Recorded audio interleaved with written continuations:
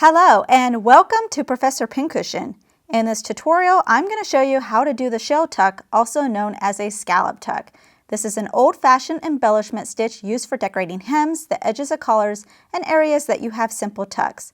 Its sweet look makes it perfect for children's garments, but it can be used anywhere. Let's get started. You can do this either by doing it on a hemline or as part of a tuck. Now a tuck is just a fold in your fabric. So if you fold it evenly like this and pin it, you can do it right along the edge of that fold. I'm going to be doing it along the hemline. So my hemline is already pinned into place. You can see I folded it and then folded again, so I have a clean edge on the inside, and I'm looking at the right side. Now these little blue marks that I placed are spaced 3/8 of an inch apart, just because I want to make sure that each shell is evenly spaced, so they're all the same size. Now it's best, I think, if you use a matching color thread. I'm actually going to be using a contrasting thread, so it'll stand out a little bit better and you can see exactly how I'm sewing it. You just want to make sure that you're using a good quality thread so it doesn't break easily.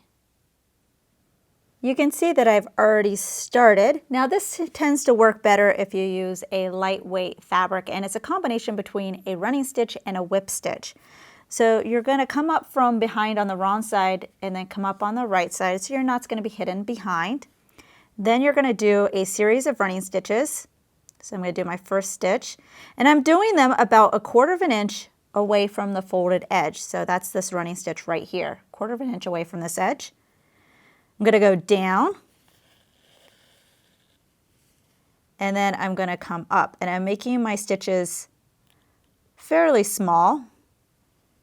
So in between each of my blue marks, I can fit about 2 to 3 stitches. So here's my second stitch. So I came up, and then I'm going to go back down, and then I'm going to come up one more time. So when I come to my first blue mark here, I should be coming up right at that point. All right, so now I'm at the blue mark. Now I'm going to be doing my first whip stitch, which means I'm going to be bringing my thread over it and coming back up at this point. So that means the needle's coming behind, and then I'm coming up where my thread is coming up at that point. So you can see it right there. And just slowly pull it. So this thread should be at a 90-degree angle from your running stitches. Now I'm going to gently pull it, and you'll see it'll start to create an indentation right at my blue mark. Then I'm going to do my whip stitch one more time to kind of secure it.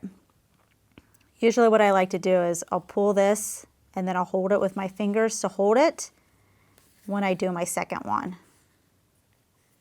You don't want to pull it too tight, because then it'll start really pulling at these other running stitches, and then it'll start cinching together and it'll create creases like that. So you just want to be very gentle with it. All right, now I'm going to do my next one. So I do a series of running stitches, about 2 of them. So I go down and then up and then down and then up. And I'm trying to keep them pretty even. I mean, obviously it's a little bit more, you can see the mistakes a little bit easier with a non-matching thread, but if you use a matching thread, it's definitely going to look a lot better. Okay, and then when I come to my blue mark, I'm going to come up right at that blue mark. So now I'm going to do my whip stitch.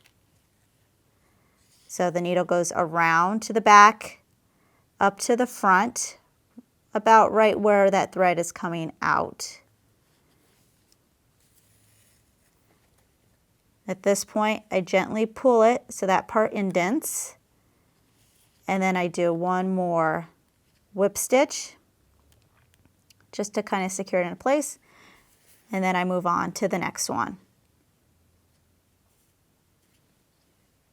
I switched my blue thread for a matching thread, so you can see how pretty the shell tuck is. Now the creases at the indentation, that is normal. You just want to make sure that the whole thing still lies flat. If you try this unique embellishment stitch, be sure to send us a picture of your creation. New tutorials are released weekly, so please subscribe to be notified of the next release. Make sure to check out our other videos and visit ProfessorPincushion.com to view our complete library with well over 200 sewing video tutorials, including our exclusive premium content. Our premium membership is only $5 a month for unlimited access and only available at ProfessorPincushion.com. Also, don't forget to download our mobile app for videos on the go. Thanks for watching.